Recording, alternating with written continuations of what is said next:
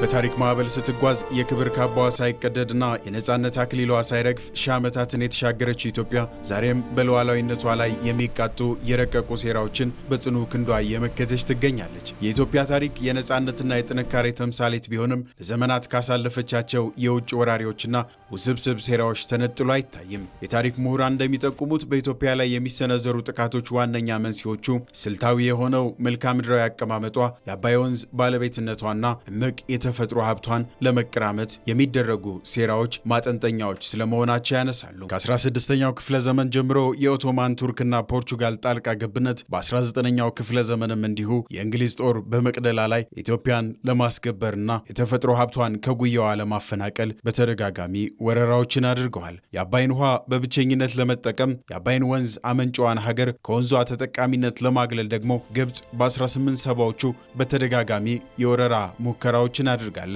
ኢትዮጵያውያን ግን ይህንንም መክተውታል። በተለይም በ1888 በአድዋ ጦር ሜዳ ላይ ጣሊያን የደረሰበት ሽንፈት ኢትዮጵያ ለዓለም ጥቁር ሕዝቦች የነጻነት ብርሃን መሆኗን ያረጋገጠ የታሪክ አሻራም ነው። አሁን ታሪካዊ ጠላቶች ፊታቸውን ወደ ውስጥ በማዞር የኢትዮጵያን አንድነት ለመሸርሸር የማይቆፍሩት ጉድጓድ ላለመኖሩ ማስረጃው ይህ ነው። ከግብጽ ጀምሮ ከሻቢያ ጀምሮ እጃቸውን ያስገባሉ። ይሄ ነገር የሀገር ሉዓላዊነትን የሚሸረሽር ነው። ስለዚህ እኛ እንደ መሳሪያ ነው ምን ሆነው ማለት ነው፣ የሌላ አካል ማስፈጸሚያ እንጂ አት ዘ ኤንድ ኦፍ ዘ ዴይ የነሱን ስራ ሰርተ አበላሽተ መጨረሻ ላይ ልትጸጸትም ትችላለህ ማለት ነው። የኛን ሰላም የማይፈልጉ በጣም ብዙ ኃይሎች እንዳሉ ይታወቃል። ተተኳሽ ሊመጣ የሚችለውም ከነዛው ሀገሮች ነው እንጂ እኛ ባመረት ነው የጦር መሳሪያ አይደለም እየተጨፋጨፍን ያለ ነው ማለት ነው። ስለዚህ ይሄ አሁን እንደውም እንዳፋሃድ ዋናው ጭብጡ ምንድነው?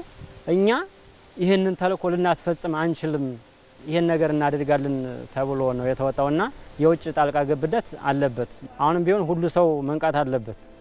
እኛ አሁን ሌላ አባይ ግድብ ነው መገንባት የሚያስፈልገን።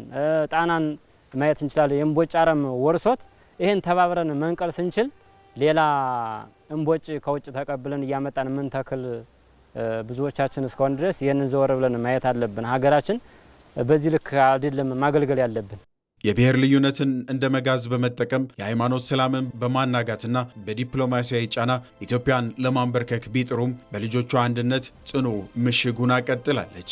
ኢትዮጵያ ለወዳጆቿ በሯን እየከፈተች በትብብር ለመስራት፣ አብሮ ለማደግ፣ ለመማማር ሰፊ ጥረት እያደረገች ትገኛለች።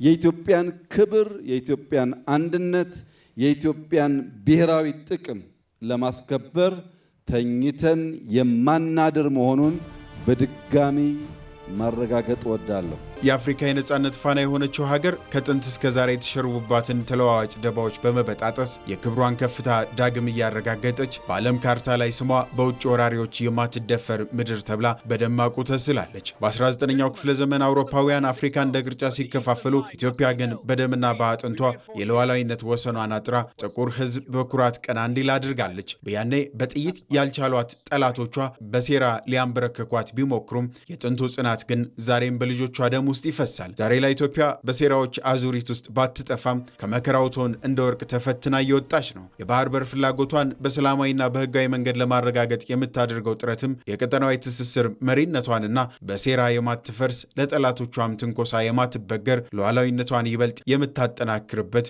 ምዕራፍ ላይ መገኘቷን ያመላክታል።